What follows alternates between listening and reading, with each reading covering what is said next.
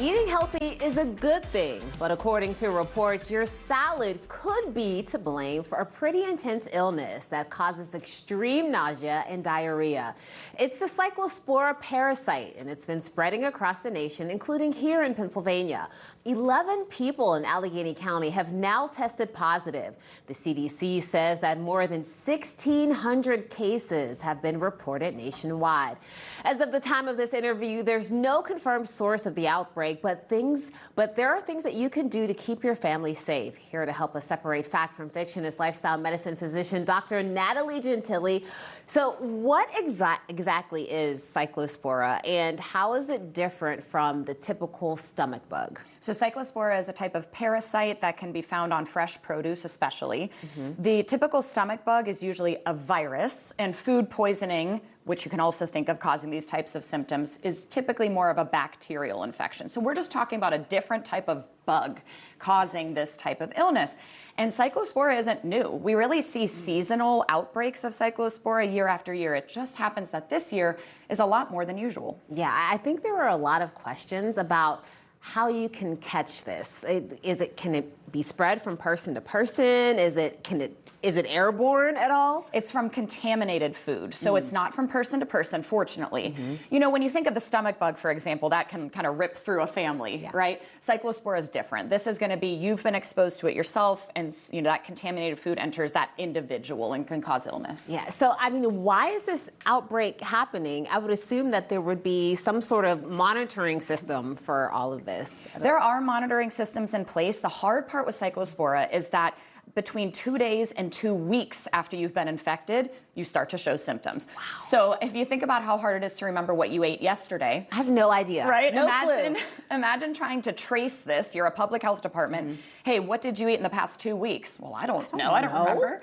So it is being monitored, but it's just really hard to trace this particular type of parasite. Yeah, well, I was at the grocery store the other day, and I picked up one of those bag salads, and I was at the checkout line, and I thought to myself, like, oh no, I shouldn't be eating this. But I mean, fruits and vegetables, they're really are an important part of our diet. Like, so how do we avoid those, and how do we get our nutrition? It's really hard because right now I just want to eat all the fresh fruits and veg.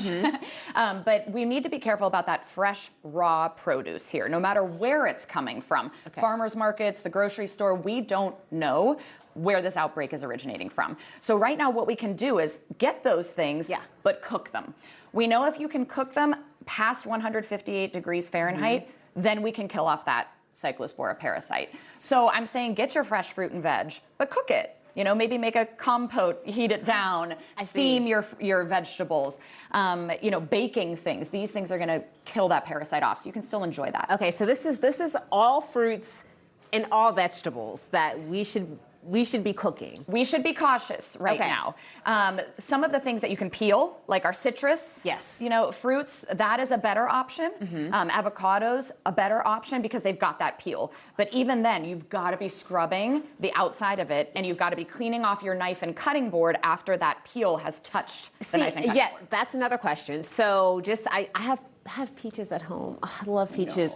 So do I throw this away, or can I wash them really well and still eat them? The hard part is we can't say 100% that washing is going to help, but it is a way for us to reduce that risk. So again, you can cook those peaches down, which is what I plan to do, and make a nice little dessert later. And I know you want to eat the fresh ones, so even if you can peel the skin off safely, that is a way that you can reduce that risk. Yeah, all right. Well, let's talk about some of the symptoms of this, because the diarrhea aspect of it, that's what we've most heard about, and that sounds awful. Awful. It really does. Around the clock, explosive watery diarrhea. I hate to be graphic, but like that's how you'll know, right? I think that's the key here. If this type of symptom is lasting for days on end, that's not normal. And so nausea, vomiting could be another one, maybe a low-grade fever, loss of appetite, and bloating. How long does it last? It can last weeks, and it can be relapsing, remitting, meaning that it might go away for a little bit, then come back. So if you have those types of symptoms or any concerns, you should ask your doc. Yeah, and so are there any people who are more susceptible to this? Yeah, so our immunocompromised people, so both those that are older and have weaker immune systems and our babies that have weaker immune systems, right? Those people can be more at risk of getting ill. And let's not forget, we are in the middle of a heat wave here. Yes. So if you're getting dehydrated from profuse watery diarrhea, plus in this heat wave, all of us would be at increased risk of dehydration, which could send you to the hospital. Diarrhea and a heat wave at the same time? No thanks. I don't want any Not part on our of bingo it. card for this year. No. Thank you so much, Dr. Gentile. It's good information there. All right, you can learn more about Direct Care Physicians of Pittsburgh and Rebel Wellness on our website, kdka.com/talkpittsburgh.